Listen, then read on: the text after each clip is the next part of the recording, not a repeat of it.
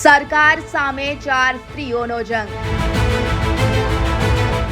સરકારના નિર્ણયથી નારાજ 4 મહિલાઓની રણનીતિ. મતદાનનો નહીં, બેઠકનો જ કર્યો બહિષ્કાર. ના ચૂંટણી લડી, ના કોઈને લડવા દીધી. રાજકીય પંડિતો માથું ખંજવાળે તેવી ગામડાની 4 મહિલાઓની રણનીતિએ સરકારના ગાલ પર માર્યો તમાચો. જુઓ સંપૂર્ણ અહેવાલ. રાજહટ સામે સ્ત્રીહટ. રાજહટ, સ્ત્રીહટ અને બાળહટ હંમેશા પૂરી થતી હોય છે. રાજહટ એટલે કે શાસક જીદે ચડે ત્યારે તેને પણ સમજાવવા અઘરા હોય છે. સ્ત્રી પણ જીદે ચડે ત્યારે તેને સમજાવી શકાતી નથી અને બાળહટ હંમેશા પૂરી થતી હોય છે. પરંતુ જ્યારે શાસક અને સ્ત્રી એક જ મુદ્દે જીદે ચડે ત્યારે લડાઈ લાંબી ચાલતી હોય છે અને પરિણામનો અંદાજ લગાવવો મુશ્કેલ હોય છે. નમસ્કાર, ખબરીના સોશિયલ મીડિયા પ્લેટફોર્મ પર આપનું સ્વાગત છે. રાજહટ સામે સ્ત્રીહટની આજની વાત આગળ વધારીએ. સ્થાનિક સ્વરાજની સંસ્થાઓની ચૂંટણી ચાલી રહી છે. ખેડા જિલ્લાની ફાગવેલ તાલુકા પંચાયતની ચીખલોડ બેઠક હાલ રાજહટ અને સ્ત્રીહટનો ભોગ બની છે. રાજહટને ઝુકાવવા ચીખલોડ ગામની 4 સ્ત્રીએ એકજૂટ થઈને ચૂંટણી ના યોજાય અને કોઈ પ્રતિનિધિ જ ના બને તેવી રણનીતિ અપનાવી લીધી. સરકારનું ધ્યાન ખેંચીને પ્રજા સરકારની ગુલામ નથી તે સંદેશો આપવા તમામ 4 મહિલા ઉમેદવારોએ ઉમેદવારી પાછી ખેંચી ચૂંટણીનો અલગ રીતે જ બહિષ્કાર કર્યો છે.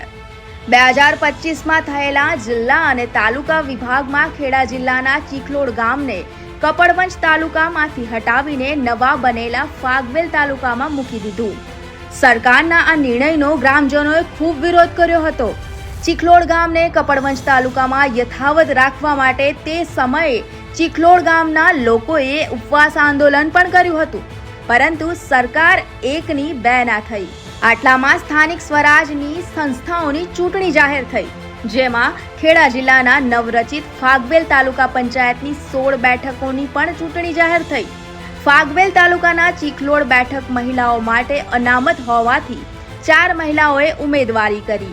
ભાજપમાંથી ભાવનાબેન પરમારે અને કોંગ્રેસમાંથી સોનલબેન પરમારે ઉમેદવારી કરી. ઈલાબેન શર્મા અને ધ્રુમાબેન શર્મા નામની મહિલાઓએ અપક્ષ ઉમેદવારી નોંધાવી. 13મી માર્ચના રોજ અધિકારીઓએ તમામ 4 મહિલા ઉમેદવારોએ ભરેલા ફોર્મની ચકાસણી કરી. તમામના ફોર્મ ચકાસણીમાં પાસ થયા. ફાગવેલ તાલુકો પંચાયતની ચીખલોડ બેઠક પર ભાવનાબેન પરમાર, સોનલબેન પરમાર, ઈલાબેન શર્મા અને ધ્રુમાબેન શર્મા ઉમેદવાર બન્યા. 15મી માર્ચ 2025 ઉમેદવારી ફોર્મ પાછું ખેંચવાનો છેલ્લો દિવસ હતો. બપોરે લગભગ 1 કલાકે આ 4 મહિલાઓ ચૂંટણી અધિકારી સમક્ષ પહોંચ્યા અને અમારે ચૂંટણી નથી લડવી તેમ કહી વારાફરતી ભાવનાબેન પરમાર ભાજપ વતી, સોનલબેન પરમારે કોંગ્રેસ વતી ઉમેદવારી પાછી ખેંચી. જ્યારે ઈલાબેન શર્મા અને ધ્રુમાબેન શર્માએ પોતાની અપક્ષ ઉમેદવારી પાછી ખેંચી લીધી. ચૂંટણી અધિકારી પણ આશ્ચર્યમાં પડ્યા કે હવે ચીખલોડ પર કોઈ ચૂંટણી લડવા તૈયાર કેમ નથી. 2 દિવસ પહેલા જે બેઠક પર 4 ઉમેદવાર હતા તે બેઠક આજે ઉમેદવાર વગરની બની ગઈ. તમામ મહિલા ઉમેદવારો પાસેથી કારણ એવું જાણવા મળ્યું કે સરકારના ચીખલોડ ગામને કપડવંજ તાલુકામાંથી નવા બનાવેલા ફાગવેલ તાલુકામાં સમાવવાના વિરોધમાં તેમણે ચૂંટણી ન લડવાનો નિર્ણય કર્યો છે. સરકારનું ધ્યાન આ લાગણી સામે જાય અને સરકારને ખબર પડે કે લોકશાહીમાં પ્રજા રાજા હોય છે, ગુલામ નથી, અને એટલે જ ભાજપની સરકાર હોવા છતાં ભાજપના ઉમેદવાર ભાવના પરમારે પણ ઉમેદવારી પાછી ખેંચી લીધી.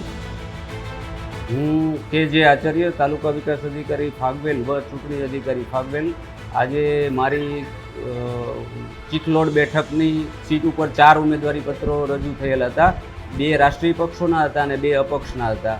તો તેમના ઉમેદવારી પત્રો રજૂ થઈ ગયા હતા. ત્યાર પછી પાછા ખેંચવાની આજે મારી સમક્ષ જે નોટિસ રજૂ થઈ એ નોટિસ રજૂના કામે મેં નામદાર ચૂંટણી પંચની સૂચના અન્વયે ચૂંટણી મુક્તપણે ન્યાયીપણે અને તટસ્થપણે યોજાય અને ચૂંટણી સારા વાતાવરણમાં યોજાય અને દરેકે ચૂંટણી લડવી જોઈએ, જેથી લોકશાહીનું હનન ન થાય. લોકશાહીની રક્ષા માટે ચૂંટણી લડવી અનિવાર્ય છે. આવી આ 4 ઉમેદવાર અને તેમની સાથે આવેલા તેમના ટેકેદારોને મેં સમજૂતી આપેલ હતી. વારંવારની સમજૂતી આપવા છતાં આ 4 ઉમેદવારોએ મારી સમક્ષ એવી રીતે રજૂઆત કરેલ છે કે અમો પોતે સ્વેચ્છાએ કોઈની ધાક ધમકી કે દબાણ વગર અમે ચૂંટણી લડવા ઈચ્છતા ન હોય, જેથી તેમનું ઉમેદવારી પત્ર પાછું ખેંચવા માટે સ્વીકાર કરવા જણાવેલ છે.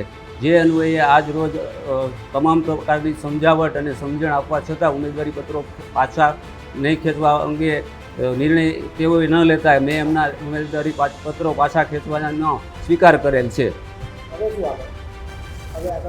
હવે તો આ બાબત ચૂંટણી યોજાશે નહીં, કારણ કે ચૂંટણી પંચમાં ઉમેદવાર હરીફાઈ નથી અને બિનહરીફાઈ નથી, એટલે એક પણ ઉમેદવારી પત્ર ભરાતા નહીં.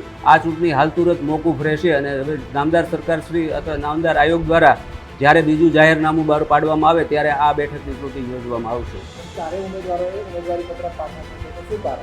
4 ઉમેદવારી પત્રોને મેં પર્સનલી પૂછતા એક જ વ્યક્તિનો એક સરખો જ જવાબ મળેલ છે કે તેઓ ચૂંટણી લડવા ઈચ્છતા ન હોય તે માટે ઉમેદવારી પત્રો પાછા ખેંચેલ છે.